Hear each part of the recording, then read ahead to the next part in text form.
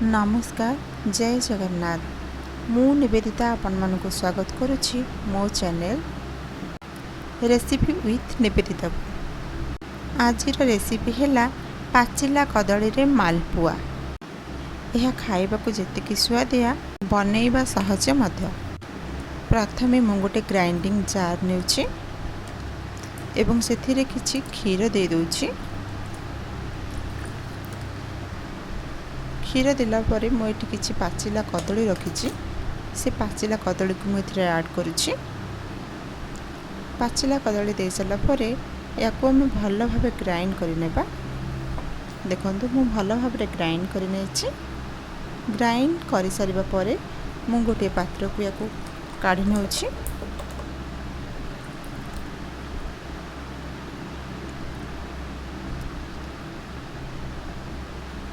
तापरे एथिरे मु किछि छेना दे देउछि। देखंतु किछि छेना पके देबा एथिरे।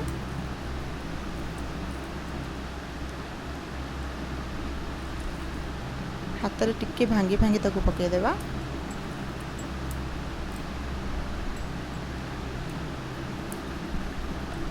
सब छेना को दे सारिबा परे मु गोटे स्पून साहाय्य ताको भल भाव मिक्स कर नउछि।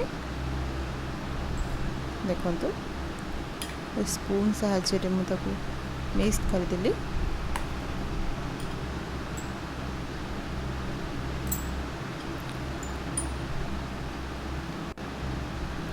तापरे मु एठी आटा दे दोछि।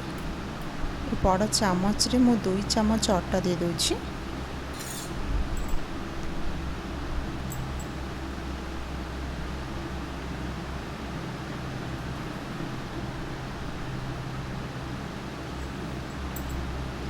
एवं सही चामच रे मु गोटे चामच टू जस्ट टिके कम मु सुजी ऐड कर दोछि। एवं सुजी ऐड कर सला परे मु अल्प खाइबा सोडा देछि। एबे मु एथिरे धळा राशि देउछि।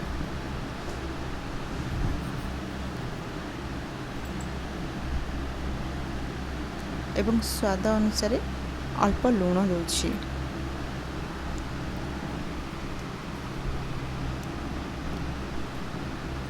एबे मु ताको भल भाव रे मिक्स करि नउछि।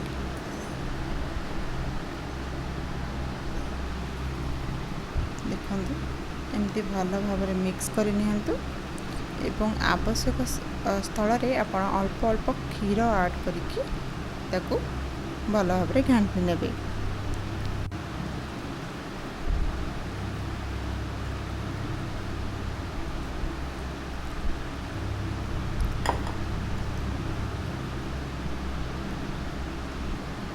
एबे मु टिके क्षीर दे दोछि। एवं क्षीर दे सारा परे मु ताको भल भाबे पुणी थरे मिक्स कर नेबी। से भितर जेमती गोटा न रहिए सेति पे आपण भल ताको मिक्स कर नेबे।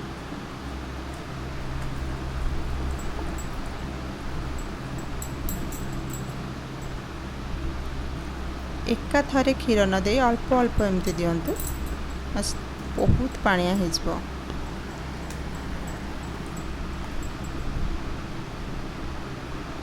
एबे देखंतु मु ताको भल भाबे मिक्स कर नेछि। देखि पारुथिबे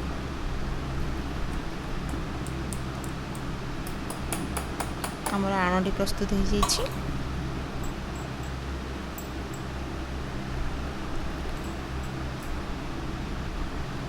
आण बहुत पतला किंबा बहुत मोटा नुहे यही भाया आप रखिए। आप देखिपे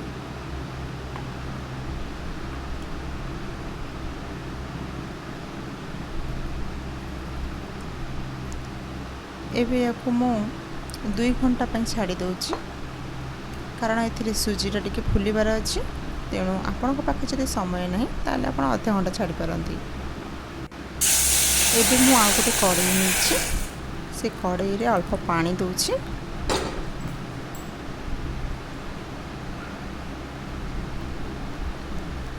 आमे पानीटा फुटिबा पर्यंत अपेक्षा करिबा। देखंतु आस्ते आस्ते पानी फुटी गलानी। मु एथिरे चीनी दउछि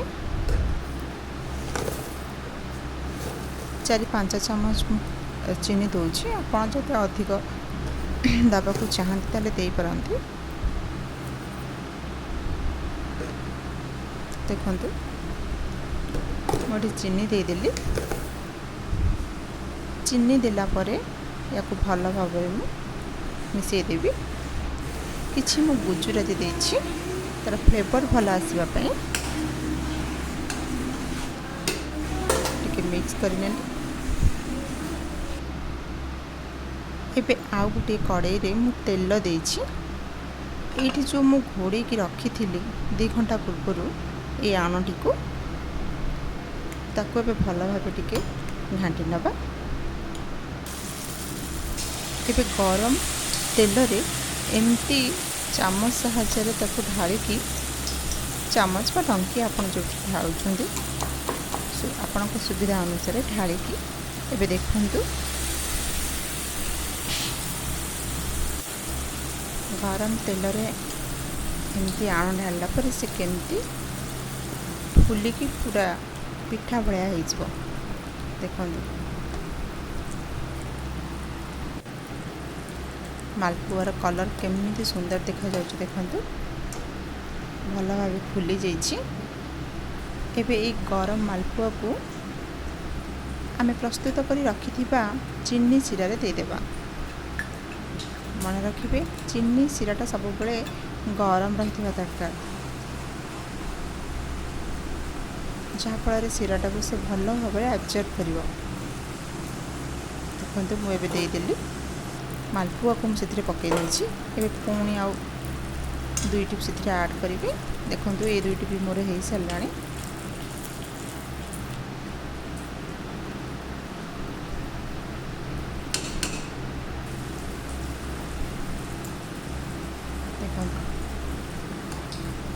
बहुत सॉफ्ट हो। देखो हमार मालपुआ प्रस्तुत हो जाइए। किसी चीनी सिरा देदेवा।